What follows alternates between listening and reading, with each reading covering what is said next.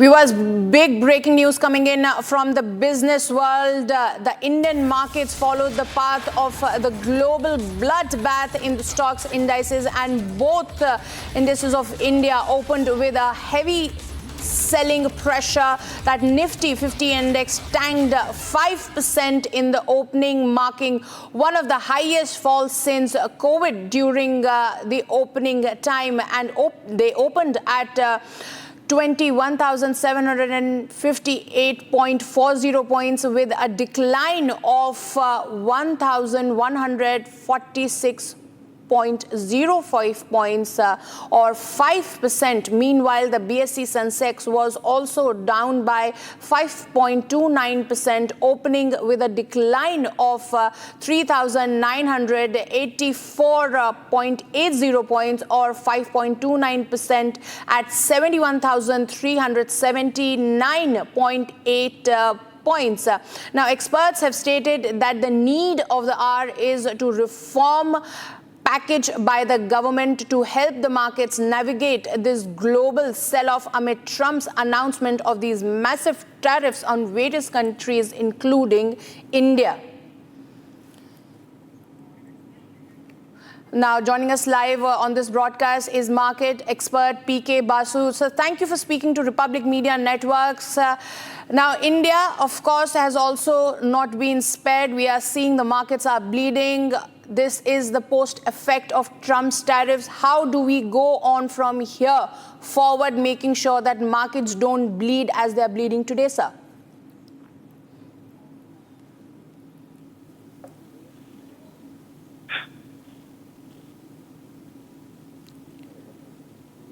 Mr. Basu, can you hear me?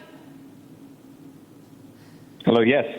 Sir, I was asking that what measures can we take from here on now, how the government should come on deck and help the markets navigate through these difficult times. Like the world, the Indian markets are also bleeding. What's the way forward from here? Well, I think it is best not to take any action because the market is overreacting, in my view. And it's overreacting to the fact that the U.S. has moved away from its old system and has imposed tariffs on all countries.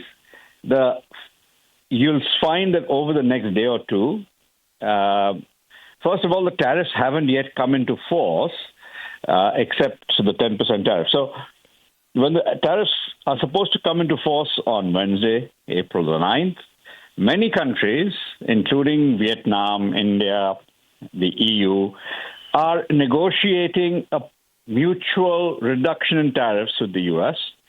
So I think in the next few days, we'll get more positive news for the markets when it becomes clear that that most countries are not retaliating against the U.S. Instead, they are negotiating to reduce tariffs.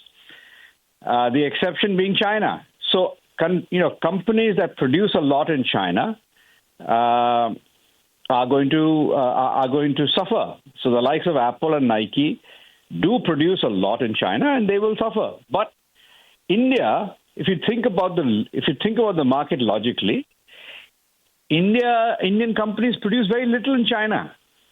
They produce a lot in India for the U.S. market. Yes, India is going to be paying 26% tariff. It is not negligible. But most likely, India is going to gain market share in the U.S. very substantially because others are paying much more. So it's an irrational sell-off, I'd say.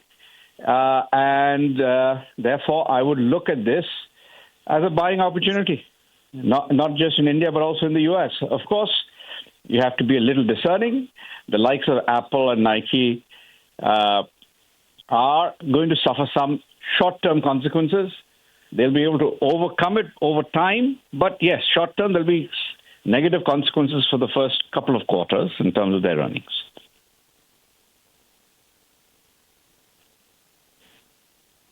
Hello?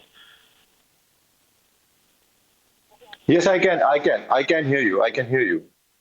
Yeah. Hello? I cannot hear the anchor. Can you hear me? I can hear you, yes, now. Yes, sir. So, sir, my second question is, like you very rightly pointed out, the measures that need to be taken from here. But do you think on the government level as well, there needs to be hectic parleys between New Delhi and Washington to make sure that the tariffs that have been imposed up till now, shouldn't they be reduced to some fraction, or there should be some extra leverage that should be given to these to multiple countries, including India as well? So, as you are aware, India has been negotiating with the U.S. for more than a month now. The negotiations are at a fairly advanced stage. Whether or not they will be concluded by April 9th, the day on which the new tariffs come into force, is not yet clear. But it appears that India and the US are close to concluding their negotiations. And if so, we'll probably get good news from that fairly soon. So India will reduce tariffs on a lot of products that it imports from the U.S., and the U.S. will most likely reduce its 26% tariff rate on India and then bring it down to some lower number. I doubt that it will come down to 10%, which is what the likes of Singapore, the U.K., etc., are paying because they have bilateral trade deficits with the U.S., but India's tariff rate could come down quite a bit from that 26% level. Well, sir, stay with us. We are also joined by Kishore Subramaniam, who's a financial expert, and we also have Pranav, my colleague, joining us live on the broadcast. Pranav, over to you. As you rightly said, the markets have been on a free fall. Today, the Sensex has in fact crashed 3,000 points, which is probably once in a decade that this has happened. It wasn't even this much during the COVID times, So we need to see how the markets, react to Trump's tariffs now. Some of the sectors that are worst hit, as far as, at about 9:25 a.m., are the IT stocks, metals are bleeding, auto stocks are bleeding. So it's a widespread crash. We need to just see how the markets react during the day, how the European markets open during the day. And a lot depends on how the world markets react. That is what will decide the day for Nifty and Sensex today.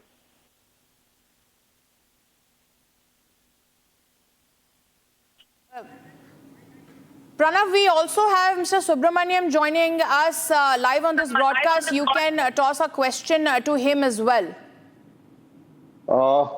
So, sir, I want to ask you, where does this take us from now? We are seeing the markets reacting. There is this discussion that India has gotten a sweet deal because of 26%, which is lesser than the rest of the countries. And there is also a bilateral trade agreement dialogue which is on. So how do you think this will unfold over the next few days and few months? Yeah, so the first point that I would like to say is that this is a reaction to the global tanking. See, if you had looked at S&P, Dow and the other markets, they had all tanked between 5 to 8%. So Nifty was ducking the trend and it had only fallen by about 1.8%. So the global trend is catching up. See, we are an interlinked country as far as the global economies are concerned, and this tariff is going to cause a rupture. But remember, India's economy is mainly dependent on domestic consumption to the extent of about 64%. And I don't think so that this is a long-term jitter. This is a short-term jitter. I had anticipated that the VIX index, the volatility index this week is going to be far greater than that you have seen. And it's a once-in-a-lifetime type of crash you are seeing now. But these are great buying opportunities. I keep telling investors and people who are invested in the stock markets are going to be filled with shocks and such surprises. If you're not in for such surprises, you're not supposed to be an investor. But in the long term, I think there will be subtleness. Trump will go down on the tariffs. And if he doesn't, then the world economies will change and the inflationary pressure on U.S. will make it very, very difficult for U.S. and it will be deflationary for the world. And this week we have got many other things coming up. The MPC cut is expected to about 0.25 to 0.5%. And I think India has to play it very, very safe. India is not commenting. India is not engaging in the tariff war, but in diplomacy and talking. I think the softening of the stand will happen, but it will take a few days, weeks, or months. I hope that this is a very, very temporary cut. But all said and done, great buying opportunity for investors. Okay. One question, sir. Which sectors do you think are going to be affected in the next few days? And how much down do you think Nifty and Sensex can go in this week, given that we also have the RBI MPC outcome expected tomorrow? So I believe that we are already on an overcorrection zone. If you look at the BFSI stocks, for example, the large cap PSUs are quoting anywhere between 7 to 8p. That's a humongous cut. We are already in the overcorrected zone. We did price in this cut, this tariff war, and the market priced it in about 3 months back. But what is happening is that the global market's reacting now. It is adding to the woe. It's a double whammy for the Indian market. Earlier there was a fall. Now it's adding into it.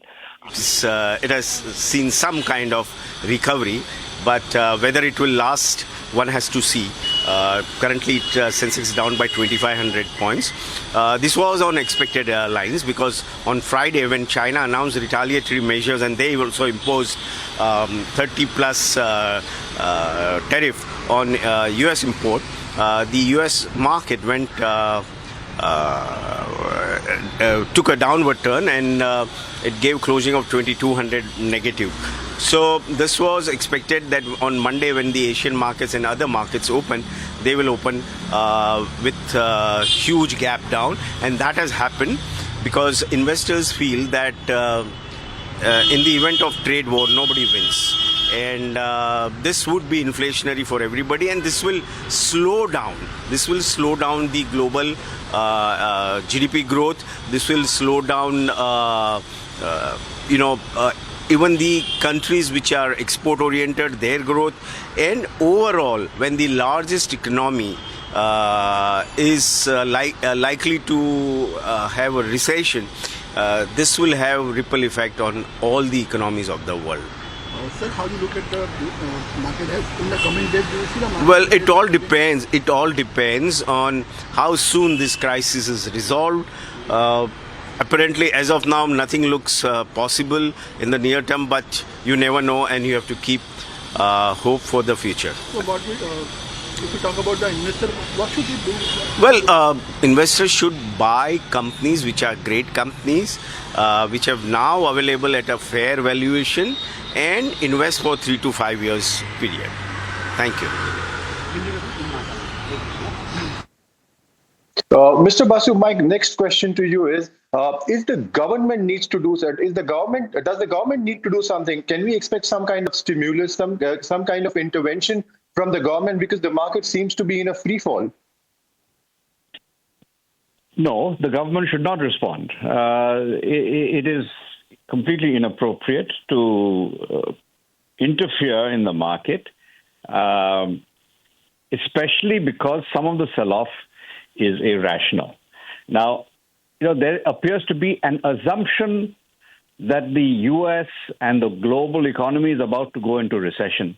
This is utter nonsense. J.P. Morgan is going to have egg on its face for its stupid prediction of a 60% probability of a global recession. 1 year from now, I'd like to come back to talk to the J.P. Morgan economists because they look like fools. Now, the simple fact is that Goldman Sachs, for instance, has a 30% or 35% probability of a U.S. recession. It's less than 50%.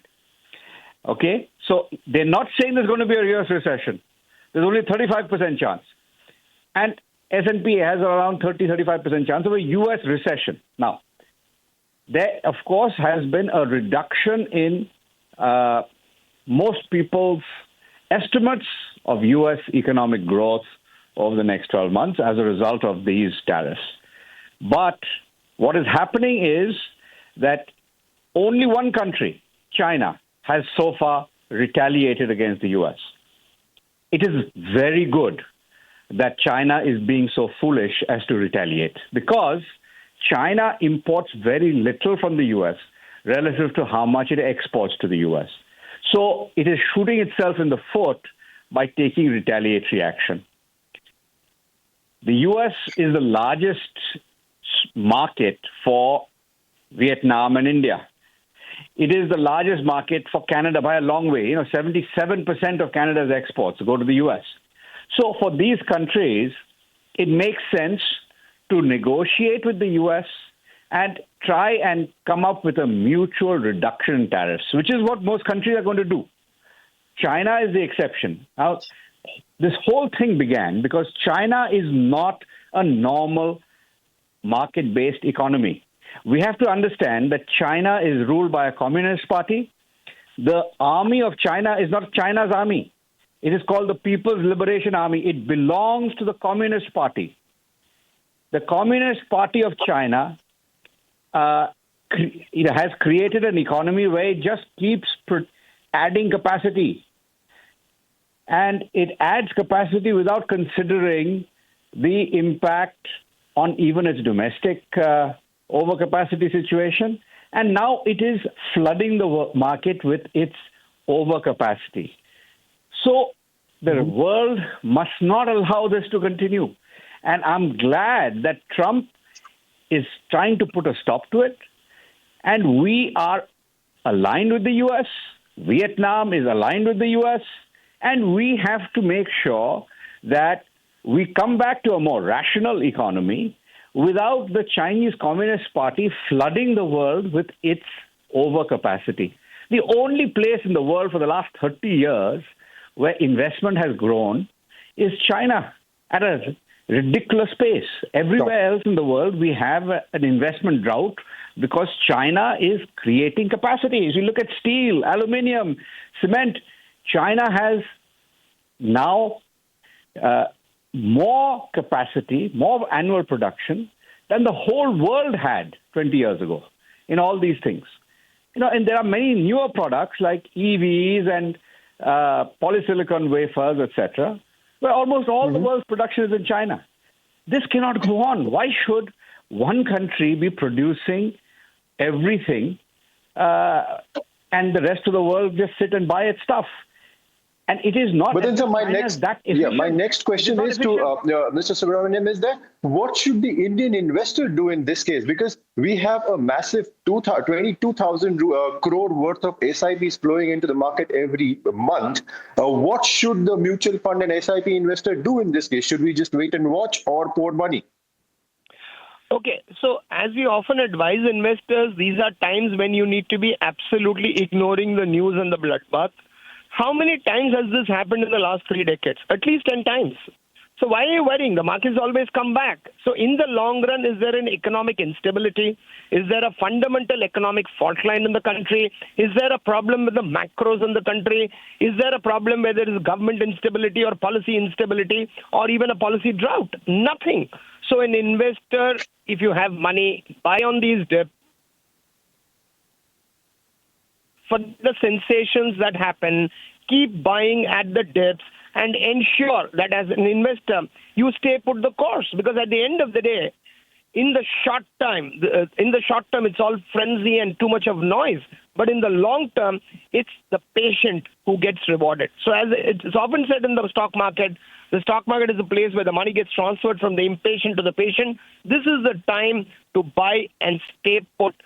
Probably not here to people like us or the news channels, which obviously sensationalize and they want to report. But the fact of the matter remains, as an investor, these one-day crashes are going to make no difference to your portfolio. In the long term, things are going to be good, and India is a very stable and a strong economy. Trust, continue your SIPs. Any expectations from the RBI MPC tomorrow, sir? Do we expect some rate cuts? 0.25% rate cut. If the RBI should no longer take a hawkish stand.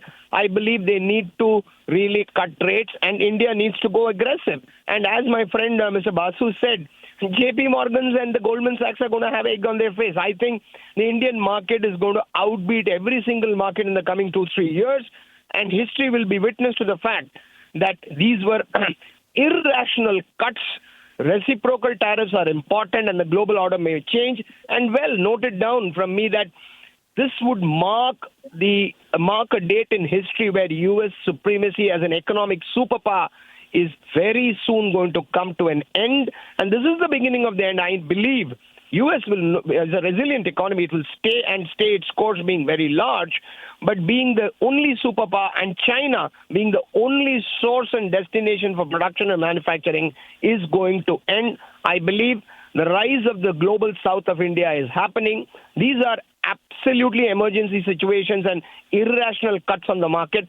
I don't think so. The investor should panic. Yes, the trader should be very cautious. The money on the table can be wiped off in minutes and seconds if you try to be over smart. Market is smarter than all of us cumulatively. Mr. Basu, I would like to ask you a question. As far as the investors' wealth is concerned, that's also eroding, and we've seen how there has been a decline of over 19 lakh crores. What does this mean for a routine investor? Well, it means that today you're seeing a little bit of a decline. But if you compare this, the level of the market now to 1 year ago, it's still up. If you compare it to 2 years, 5 years, 10 years ago, it's up a lot. Therefore, hold on and focus on companies that are domestically driven, less dependent on exports. But even with export-oriented companies, in my view, the situation is not as dire as the markets think, because the export-oriented companies, IT, etc., are not going to be faced with a global recession. The demand for their products will remain resilient because they are cheaper producers, and there have been no additional tariffs on IT, for instance. So the sell-off there is occurring because people think that there will be a recession in the U.S. There is not going to be a recession in the U.S. There at best will be an economic slowdown, but the U.S. economy is otherwise quite resilient. And the important thing is that there'll be a shift of global manufacturing away from China, which is a good thing. We cannot have China producing 60% of all the manufacturing in the world. This is rubbish. This cannot be allowed to continue. And I'm glad that President Trump has taken the bull by the horn and is taking action. It is a bit late. I wish he had done a lot of this, in particular with China, in 2018 to 2020. He did a lot, but he only imposed tariffs on about half of U.S. imports from China then. And it has already had an impact. The China share of U.S. imports is down to less than 13%.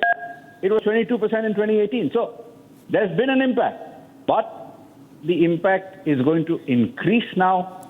And yes, sir. There'll be a shift. Now, you see, the point is that China has massive overcapacity in all industries. It has massive overcapacity in real estate. It has approximately 2 times the number of unsold residential units as the population of China. So if you just think about that, it is a mind-boggling amount of overcapacity in real estate. But there's also mind-boggling amounts of overcapacity in steel, aluminium, cars, semiconductors, polysilicon wafers, solar panels, you name it. And China has... Yes, Mr. Basu. Mr. Basu, you're raising some very pertinent points over there. We're running short of time at the moment. So I would like to thank you, Mr. Subramaniam, as well. Thank you, both of you, for speaking to Republic Media Network. Thank you, Pranav, for joining us live on this broadcast. Viewers will slip into a very short break as markets continue to bleed after Trump's tariffs.